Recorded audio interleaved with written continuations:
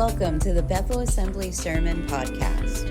We're so glad you're taking a minute to listen, and we pray this message from our pastors will be a blessing on your life this week. Don't we want Christmas to be special? Would it shock us to find out that it already is? What a glorious time to live at all times and to be able to invite people into a space like this where you can encounter the presence of the Lord. There was a couple of things last week that I wanted to make sure I was very clear about at the end of our Vision Sunday that I just want to take a minute and mention to you. And then we're going to start a discussion on old-fashioned Christmas. And so I invited two of the oldest people I know to come help me do that. So I've been wanting to get Pastor Randy up here to preach, and I figured the best way to do it was to entitle something old-fashioned. So I went through all these jokes with him. He's fine, okay? All right. You're the only ones feeling uncomfortable, I think. Just a couple of thoughts on last week to finish up our talk last week. What a joy to talk about all the things that we're hoping to accomplish. I hope that was beneficial for many of you to hear how you can get involved, how you can be a part of what God is doing. But we talked about Acts 1:8 and how we have four major things that we want to do to address our Jerusalem, Judea, Samaria, and to the uttermost parts of the world. But the second part that Kevin came and helped me with, I just want to make sure that we're being very clear. In 2025, what I would really like for all of us, if we could see the meter in our life to which we are connected, I wish that we could all see that meter rise in the next year, that our fellowship with one another would be more beneficial, that we wouldn't think about our events around here about in the context of whether or not I like the event. We would think about whether or not we like each other. That we wouldn't be considering on the regular who likes me and who doesn't like me, but if I want to talk to somebody, I realize that my phone can call out and that I can have relationships, I can have lunches with other people. I don't need the church to create a lunch for me to have, but I can have connection and that's what it takes is effort. I've said it in a bunch of subtle ways, so let me be very clear. If you would like to connect to somebody, that's all you have to do is connect. And I'll tell you the best way to find out something about somebody else is ask them questions. That's the best way. Don't try to get them interested in you. Don't even talk about yourself. Ask them about what they're up to. I'm so excited to have the Salazars, and the first thing I did was, where are you guys from? That's one of the best questions you can ask somebody. Because I got to tell you, when you're not from around here, it ain't fun not being from around here. Amen. Yeah. Because you should only care about the things that are from around here. So if you want to connect to somebody, ask them if you notice that they're definitely not from around here, ask them where they came from, and then don't fall asleep. I know anywhere not Askewville is boring. I understand that. But pretend to care long enough to let them talk and you buy yourself some time. All right, here we go. We're going to be talking about, the reason I think teamwork is so important is because this is the model Jesus gave us. This is discipleship. Is having other people work together. Jesus didn't do anything alone because he knew this to be the case. Anything you do alone, you'll have to do again. Any of y'all in ministry and tired and whining and wanting God to send somebody else, he ain't going to send somebody else unless you ask for somebody else. It might be your turn to go tap somebody on the shoulder and say, I can't do it anymore. Please come help me. Now, some people are really good at shoulder tapping. Pastor Kevin has an incredible team. He's great at shoulder tapping. He goes and asks, and he don't mind hearing say no. That's what most of us have. We have to be able to have the resilience to hear the word no every once in a while. But in that, you might get more help than you could ever imagine was possible. Well, people know what I'm doing. Maybe they don't. Maybe they need to be invited in. That's how you make a team, is being invited in to do something spectacular. So I'll tell you this also. Don't do anything alone because it takes 2 or 3 of y'all to make a decent Jesus. None of y'all are Jesus by yourself. Y'all need at least 2 of you, okay? So that's why we need to make sure that all that we're doing, we're not doing these things alone. I just want you to know that we're going to be starting our 30, 60, 90, which I've talked about every year, but let me explain it one more time.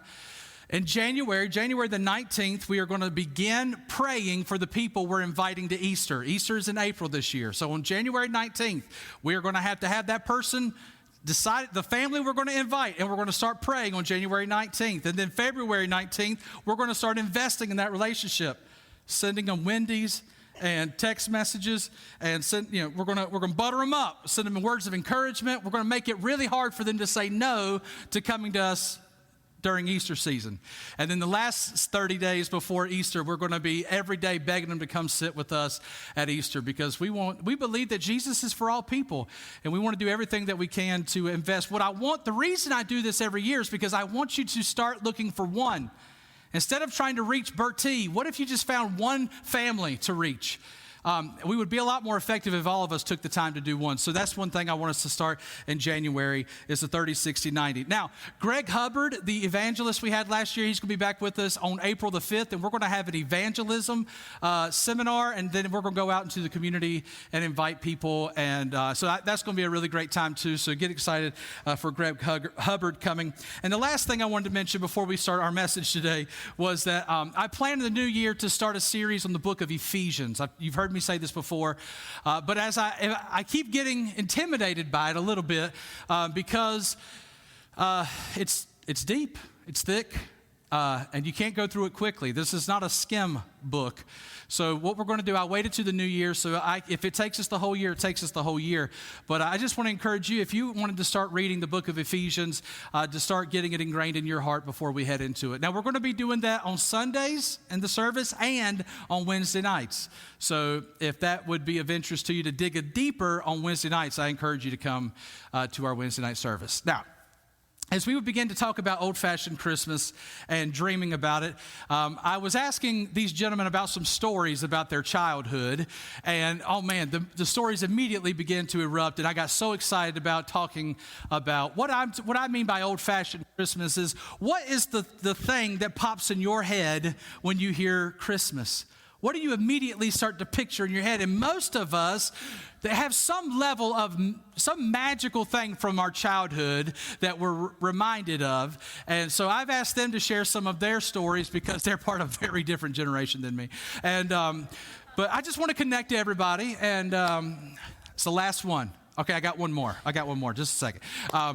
But as I begin to prepare and think about the things the way you connect with other people, you're about to see family members that you don't see the rest of the year. At least that's the way it is in my life. These are seasons where you only see these people for a few hours each year, and we want to make an impact, but sometimes we don't think through it. So I want to tell you on two sides of this. First of all, in the book of Nehemiah chapter 3, which is the last narrative before we go to Jesus being born, okay? Nehemiah is the last narrative.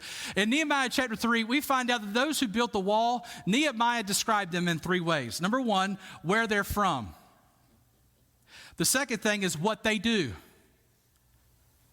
I don't care who. Okay. And then the third thing was their family. That's the way he described the three of them. He said where they were from, where did they come from, what it is that they do. It mentioned their what they worked on, and then the third thing was what family they came from. So if you read through Nehemiah 3, it's boring, because it says like, and Lynn Jackson worked on this segment of the wall with those who worked at the food bank. And Betty Dozier worked on this part of the wall with her friends from the bank. But then Raymond Hoggard worked on this side of the wall with all the Hoggards that he could get together. Hoggards are builders, so he was able to get those together. But that's the way, if you'll read Nehemiah chapter 3, that's what it says. It mentions people by name, and then either one of the three things: what they did, what their job was, where they were from, or what family they were in. It's just I just want to point that out, because if you're struggling to connect to other people, let me just encourage you. Don't open up a conversation with somebody you don't know that well in your own family with, who did you vote for in November? Let me prompt you with a couple other questions. Here's one.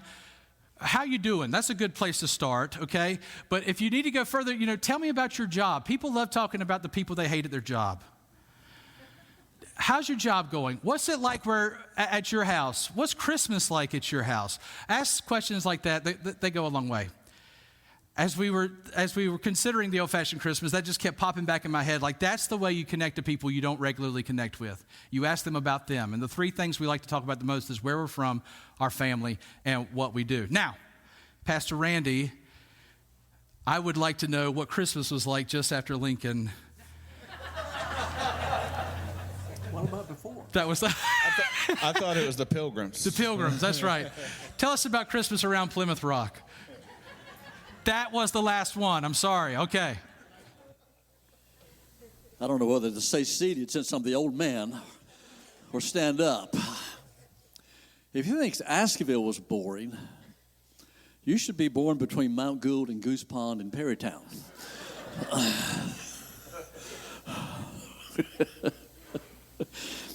I guess there's a reason he asked me to do the old-fashioned Christmas and about what made it special.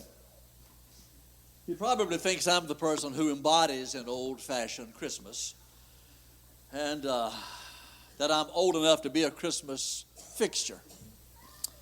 But I just want Pastor to know that I am not ready to be dehydrated and hung up on a tree yet. I even wore my red gingerbread socks this morning just to let you know there's still some fire in the old bones.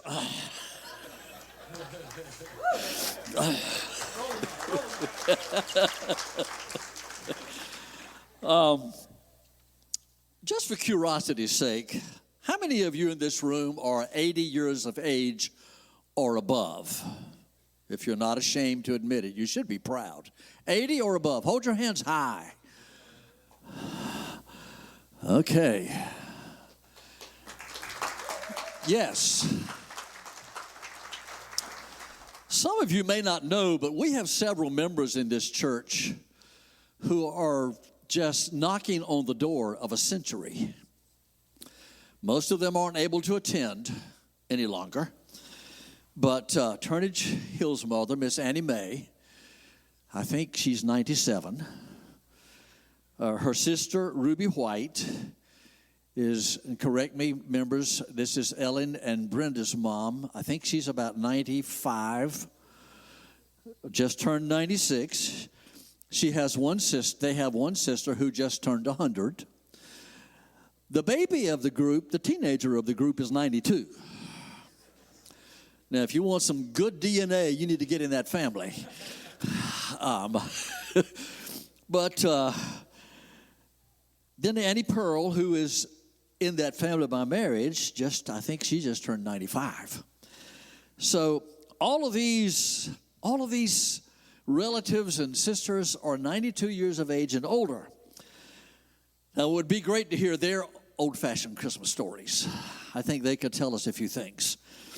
But in just a few months, I'll be 78. So I'm just a kid, no matter what you think. I'm just a kid. And I still try to act like one sometimes. But when I think about an old-fashioned Christmas, I'm going to talk mostly about Christmas at Grandma Maggie's house. Maggie Harrell, she was my mother's mother, lived in Perrytown. But before I get into that, let me just talk a little bit about our Christmas. My son Brandon, who happens to be with us this morning, I had written down some things that I thought he would say if I asked him what made Christmas Christmas for us. I wrote down that every Christmas, Mom read the best Christmas pageant ever. If you ask him what it is this morning, he'll quote the book to you. It's memorized. And then we also practiced or celebrated Advent together. The four Sundays before Christmas, or the 4 Sundays of Advent. Those of you who came from more traditional churches understand what Advent is and may even practice that still. And, of course, there was the reading of the Christmas story. Those were the things that when I did ask Brandon as he got home, what were the things that made Christmas special, he said those were those things. Now, my memory of Christmas at Grandma's house was a day that it was all about family. There were 9 kids in my mother's family. So by the time you got all of the 9 brothers and sisters together with their spouses and their children, there were over 40 people in Grandma's house. So it was all about family. And we would have a great time today. It was a time that those who lived in Virginia came down. The ones in Florida, they might make it up. And we all got together in Grandma's house, and we ate collards and ham and turkey and all of the other stuff that most of you who grew up in Askewville know about. It was just a part of celebrating Christmas. My mom and two of the other aunts were ladies who sang well, and they had a trio that sang in the church. So sometimes they would sing after lunch. We would sing together, be together. Then eventually, all the teenage boys would go outside and kill each other playing football. Now we had a couple of uncles who married those girls who were city slickers. So when they came down, they would end up going down to the barn to look at the mules and the coon hounds. My uncle was a coon hunter, and probably that night he would take us all coon hunting. That was just a part of Christmas for us. Then there was Uncle Charles, strange Uncle Charles. That's as far as I'll go with that. But he was quite a musician. He played the banjo. He played the violin. I don't know what else he played. Probably played the harmonica too. But there was always music that was provided as well. But the boys would be outside playing basketball. The men would be down at the barn. And they also, some of those men who'd never driven a tractor liked to drive the tractor. I remember one of them drove the tractor into a really deep ditch. And so he had to walk to the house and beg us to get him out. And so we had to pull him out. But all of that to simply say this: the old-fashioned Christmas for us was family. It was time to be with. I'm so glad that Heather sang the song this morning that she sang, Emmanuel, God with us. And practically all of our family were born-again people who love God. And so we not only enjoyed being with each other, we enjoyed being with each other and celebrating who was with us, the Lord Jesus Christ. Simple stuff, but it's what made Christmas to us, what made it special. It's who you're with, and your family decides what is normal to you, what your normal is. It was decided by someone else. Because when I was growing up, I knew everybody did this. When I got up on Christmas Eve, I knew that my dad would be home halfway of the day, because it was the one day a year my dad only worked half a day. On Christmas Eve, he was going to be home for the latter half because we had to go to my grandma Great's over in Elizabeth City, and my mom and dad had to fight it out. I mean, they had that time to be with my mom's not here, so I shouldn't do that. Okay. But they would, on Christmas Eve, we would always go to my grandma Great's over in Elizabeth City, and I'd see all those cousins that I never got to see because they lived over in Elizabeth City. And then we would drive back from Elizabeth City after eating the collards and all the things, and we'd come to my granny's house right here, and we would have Christmas with Granny, which was always a blast. But it was at night, it was dark, and I just remember by the time we were done with that, it was time to go home. And then the next morning, Santa Claus showed up, and as soon as Santa Claus was over, Mama made breakfast, and then we would go quickly to my other Grandma Great's house, Grandma Thomas, which was where Uncle Don Ray and Aunt Rebecca, that's how I knew they were in my family, was because of Christmas. But I remember that day being full. And then after that, we'd go to Hoggard Christmas. Now, I only got a few of those before Mama and Papa passed away. But what I remember I was a little tyke, okay? But they believed in wrapping paper. I don't know if they believed in gifts, but they believed in wrapping them gifts. And so what I remember is that by the time we were all done opening gifts, the paper was eye level to me.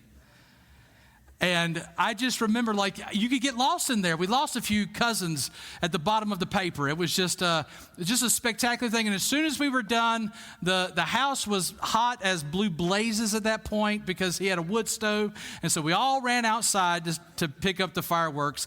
And I remember watching my uncles and cousins shoot fireworks at each other. And that's just a memory I'll have. And as a kid, I just thought that was everybody. That's what everybody did. Everybody shot fireworks at each other, you know? You shot guns at each other. Okay, well, things are more exciting where he's from. But I just think Christmas is, your normal was kind of made by somebody else, your family. What was Christmas like for you, Kevin? Christmas for me, wow. So I'm going to break it up into two segments. And I'm going to share this segment here in the States, and then I'll go back to India because that's where it was younger. And our Christmas here in the States, one of my fondest memories of being in the States, especially when I was young, is coming back here.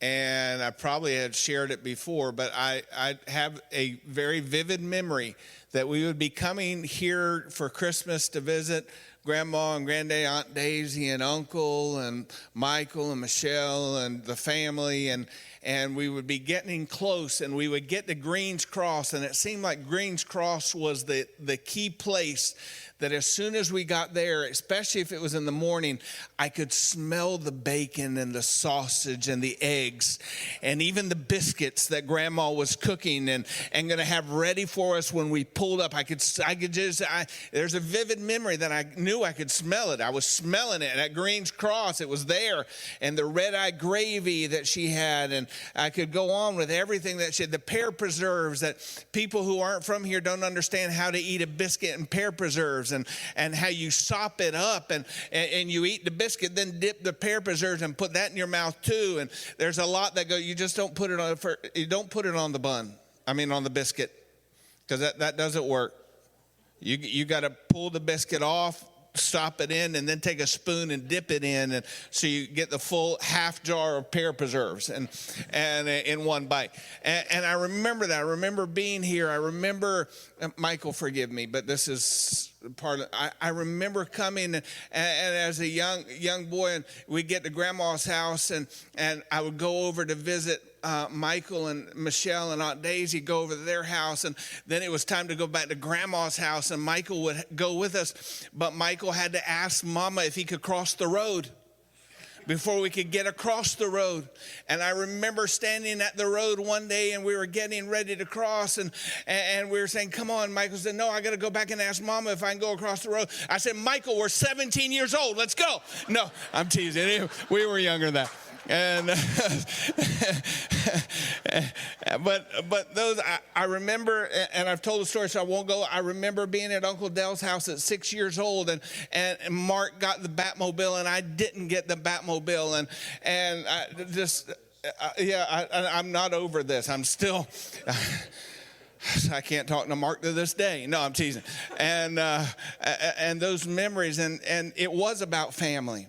But it was going to visit personal family. It was going to visit people. And I remember the first Christmas with when I was getting ready to get married, and the short dating period that Stephanie and I had, and at the Hoggard's house, and going over there and confession, Mom-in-law, or maybe it was Aunt Ellen, you gave me that fleece jacket that time, and I came back.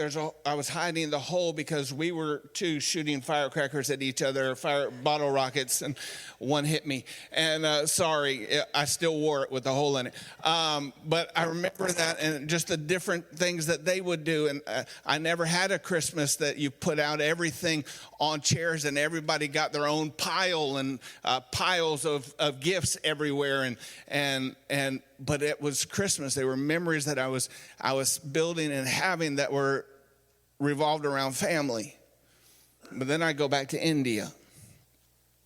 And this tree, so if you know me, I cry a lot. If you don't, I do cry a lot, and I get emotional about things. So I try not to get real emotional because this tree means a lot to me. Although it's not quite the tree we have, but it's a silver tree with a light. And when I was growing up in India, and when we left for India, I was 6 months old, so I don't remember a lot about that moment. But one of the very first memories I have of Christmas is being in India.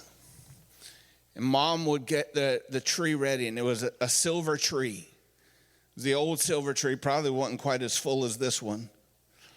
And had the light, and the light was a little larger, and it kind of squeaked as it went around the wheel and shined up on the tree. And we had we didn't even have the blue balls. I like the blue ball. We had red balls on the tree.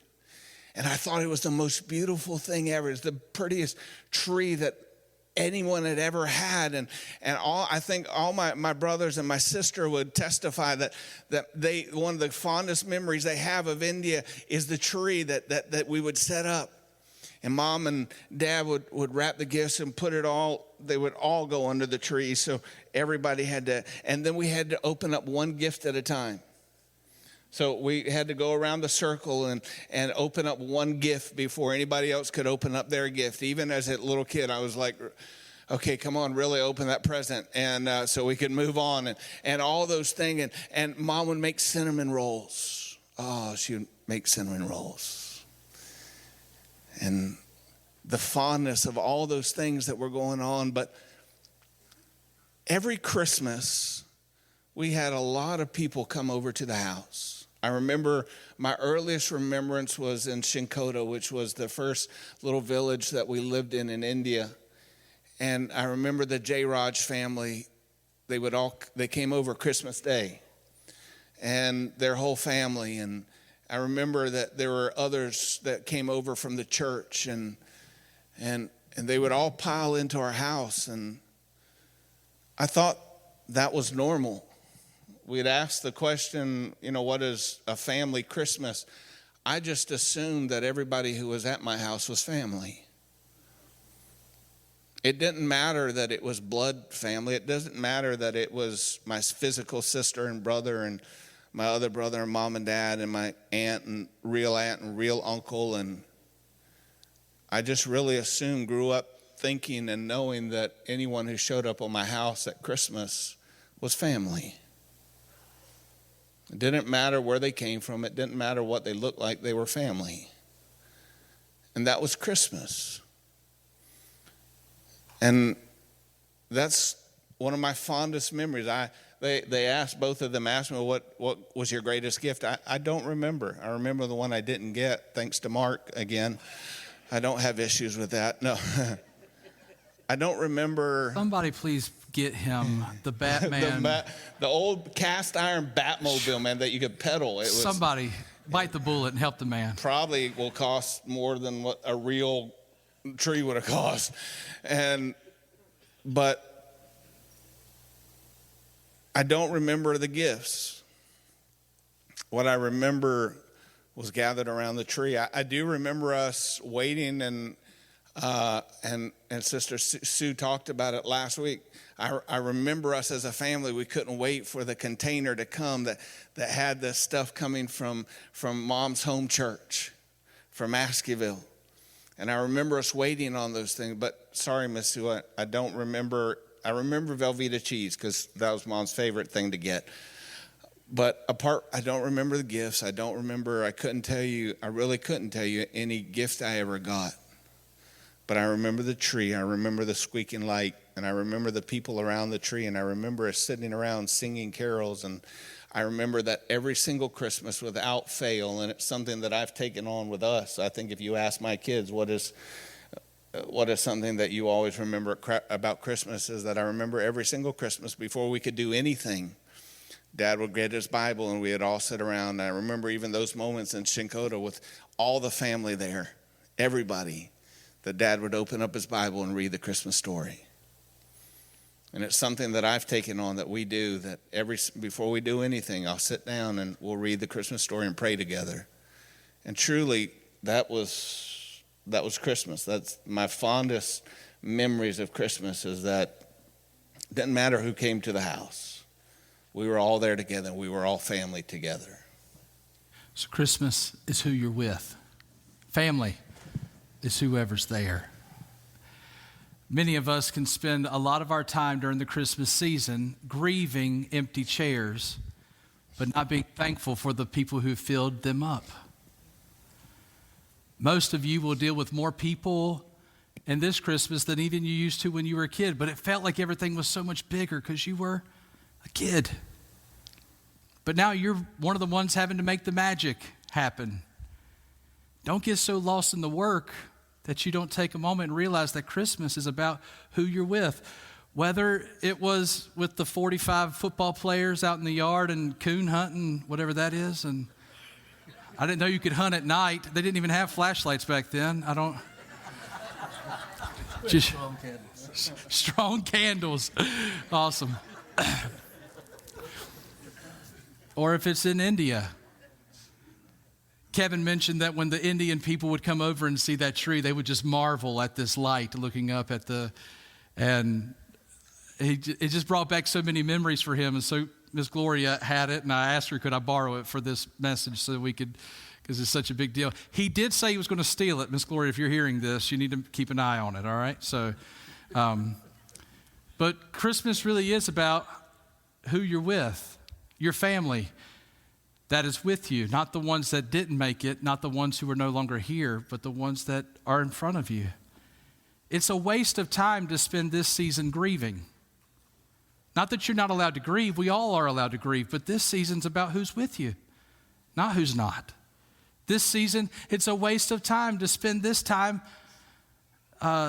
wishing that others would see you. Let me mention this to you. Do you know some people that are around you this Christmas that are going to wake up alone? Maybe they need to be reminded that there are others who were with them. Maybe they need to wake up with a note, a card, or maybe just a knock on the door and say, I didn't want you to not see anybody today. Regret is a waste. Grief is a waste. So what can we do to make Christmas what it's supposed to be? First of all, invest in those that are near you. Take the time to be grateful that you're getting together again, that anybody paid attention to you. Take the time to say, I love you, I thank you, I'm glad to see you. Give them a word of encouragement. Bring peace on earth, goodwill unto others. Another way is to keep Jesus priority. Sometimes it's so easy for us to get into the full schedules and all the gifts that we have to make sure that each other have that we don't even take the time to recognize the reason for the season. Jesus is the priority. Jesus is the whole reason we do any of this stuff. Jesus, he knew this thing about Christmas is who you're with. That's why God sent his son, and his name would be Emmanuel, God with us. Matthew 1:23 says that there will be a baby born. He is given unto you, right out of Isaiah.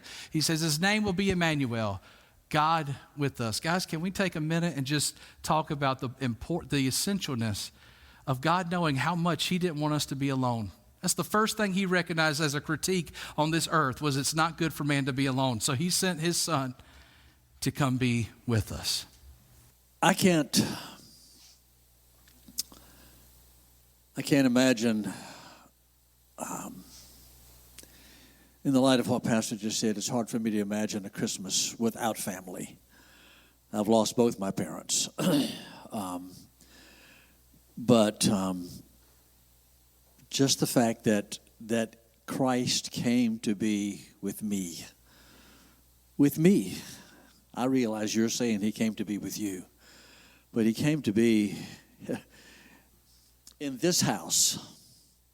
That's the house I want him in more than anything, is this house.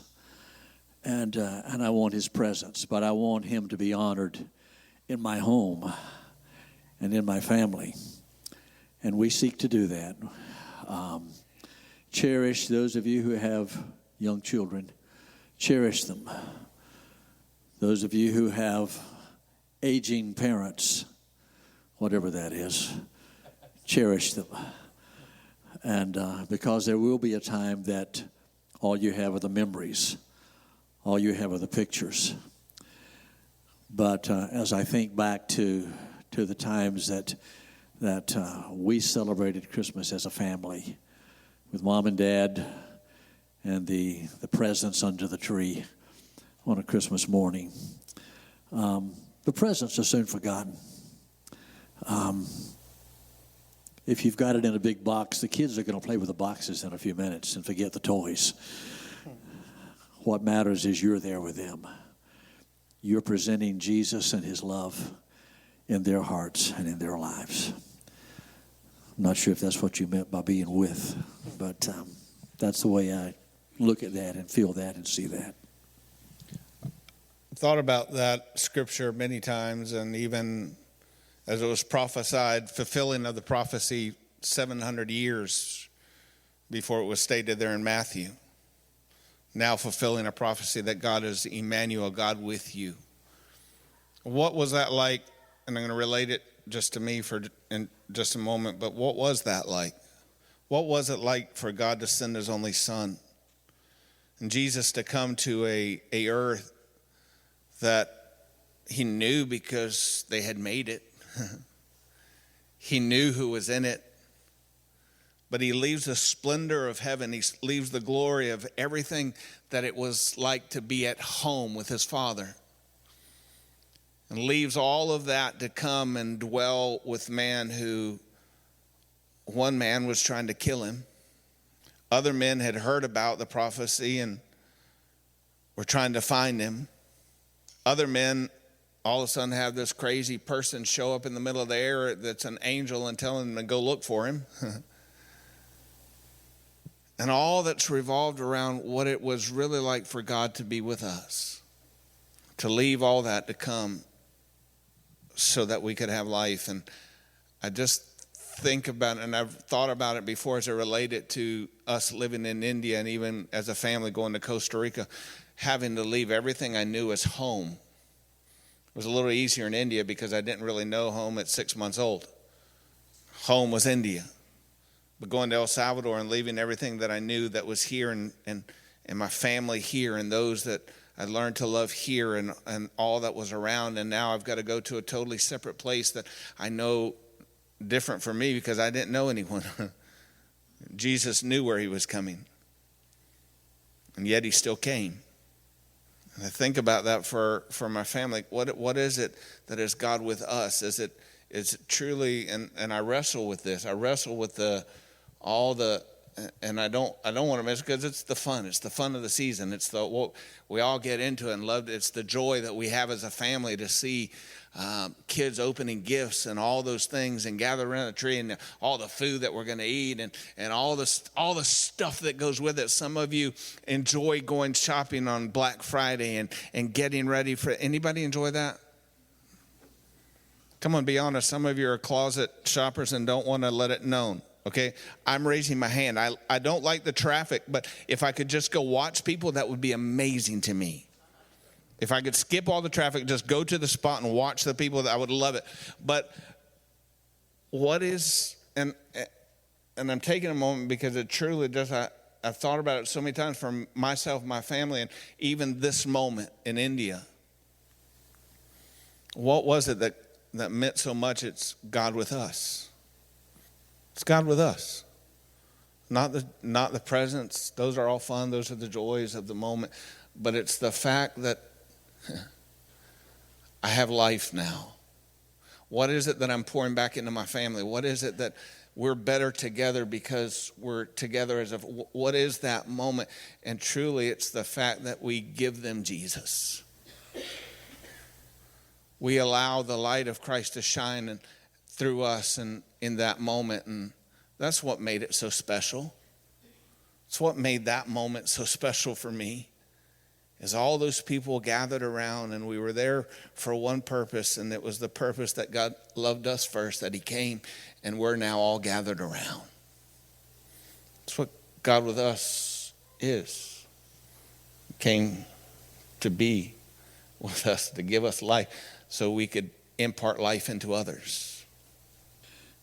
As Kevin was talking, the other thing that came to my mind was when I married Carol, I was welcomed into a family,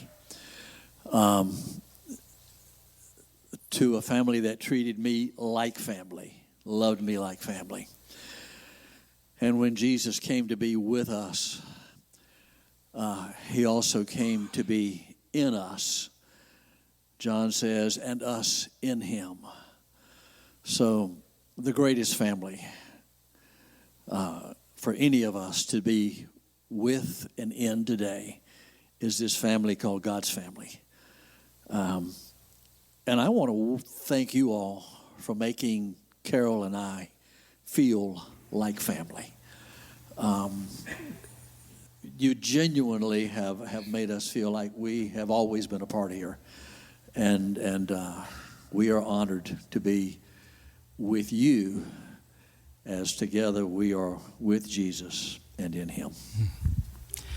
One of my personal lines that I like to meditate on is time with is never time wasted. And I want you to take the time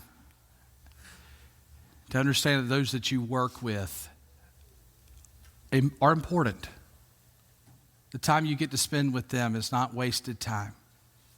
Time with people in this church is not time wasted. Time with family will never be time wasted. So let's take just a time, right this second, to thank the Lord. Let's take a little bit of time to thank the Lord for coming close to who we are, to realize that this time has not been wasted. Just to put our minds on who God is. Thank you for joining the Bethel Assembly Sermon Podcast.